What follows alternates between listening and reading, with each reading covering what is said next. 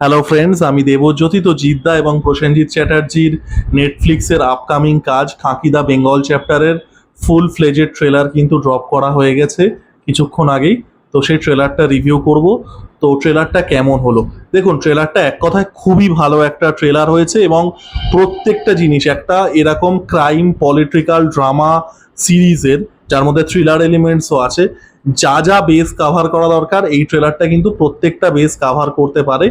আমরা দেখতে পাচ্ছি কি, এটা একটা আর্লি 2000s-এর গল্প, 2002 টু বি প্রিসাইজ, যেখানে অবশ্যই সেই সময় ওয়েস্ট বেঙ্গলে লেফট গভর্নমেন্ট ছিল এবং আমাদের বর্তমান যে রুলিং পার্টি তার যে তার যে নেত্রী তিনি তখন অপোজিশনে ছিলেন।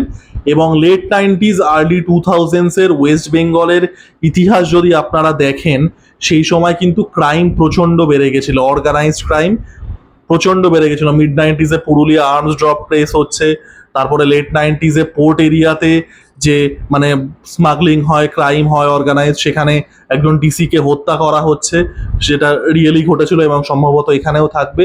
তো লেট 90s-এ বা আর্লি 2000s-এ West Bengal was a wild wild West এবং প্রচণ্ড পরিমাণেই ক্রাইম, অর্গানাইজড ক্রাইম এগুলো বেড়ে যাচ্ছে। এবং এখানে আমরা দেখতে পাচ্ছি যে শঙ্কর বড়ুয়া বলে একজন, যিনি যেটা প্লে করছেন শাশ্বত চট্টোপাধ্যায়, তাকেই কিন্তু কেন্দ্র করে পুরো জিনিসটা হচ্ছে।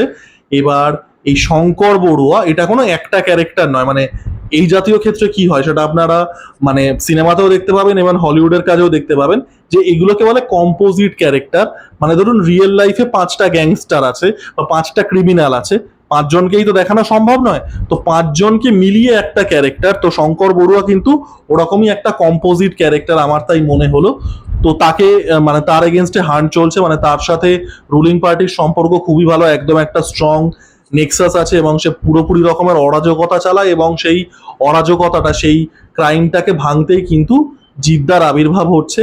তো ওভারঅল ট্রেলারটা কিন্তু খুব ভালো একটা ট্রেলার হয়েছে। এবং প্রথমত আমার যে জিনিসটা ট্রেলারে ভালো লেগেছে সেটা হচ্ছে কলকাতা শহরটাকে কিভাবে দেখানো হয়েছে। এই যে কলকাতা শহর, কলকাতা শহরের আন্ডারবেলি, বিশেষ করে আজ থেকে ধরুন 22-23 বছর আগের, তো ওই জিনিসটা কিন্তু খুব সুন্দর দেখানো হয়েছে। যে কোনো ক্রাইম সিনেমাতে, ভালো ক্রাইম সিনেমা আপনি দেখে নিন, সাতিয়া থেকে শুরু করে ব্রাজিলের সিটি অফ গড থেকে শুরু করে সেই জায়গাগুলো যে শহরে হচ্ছে, সেই শহরটা কিন্তু জীবন্ত, শহরটাই কিন্তু অন্যতম ক্যারেক্টার। তো সেই জিনিসটাকে খুব সুন্দর করে প্রেজেন্ট করা হয়েছে। অভিনেতা অভিনেত্রীদের খুব ভালো লাগছে, প্রসেনজিৎ চট্টোপাধ্যায় হোক, শাশ্বত চট্টোপাধ্যায়কে এখানে যেটা বললাম ওই শঙ্কর বড়ুয়ার ক্যারেক্টারটা কম্পোজিট ক্যারেক্টার, তাকে ফোকাস করা হয়েছে। চিত্রাঙ্গদা সিং, তিনি আর কি আমাদের বর্তমান রুলিং পার্টির নেত্রী প্লে করছেন। এবং অবশ্যই জিদ্দা, এবং জিদ্দাকে আমরা বাংলায় ডায়লগ বলতে শুনতে পাচ্ছি, যেটা কিন্তু ব্যাপক লাগছে শুনতে।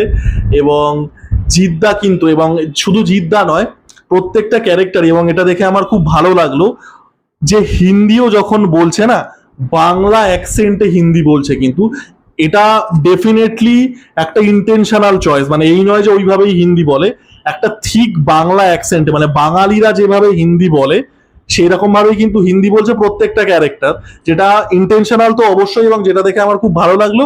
এবং সিনেমা এবং এই ওয়েব সিরিজে কিন্তু কিছু কিছু বাংলা ডায়লগও থাকবে, সেটা আমরা বুঝতে পারছি। জিদ্দাকে খুবই হিরোইক ভাবে প্রেজেন্ট করা হয়েছে, বাট প্রেজেন্টেশনটা ওভার দ্য টপ নয়, রিয়েলিস্টিক জোনের মধ্যে তাকে লার্জার দ্যান লাইফ ওয়েতে প্রেজেন্ট করা হয়েছে।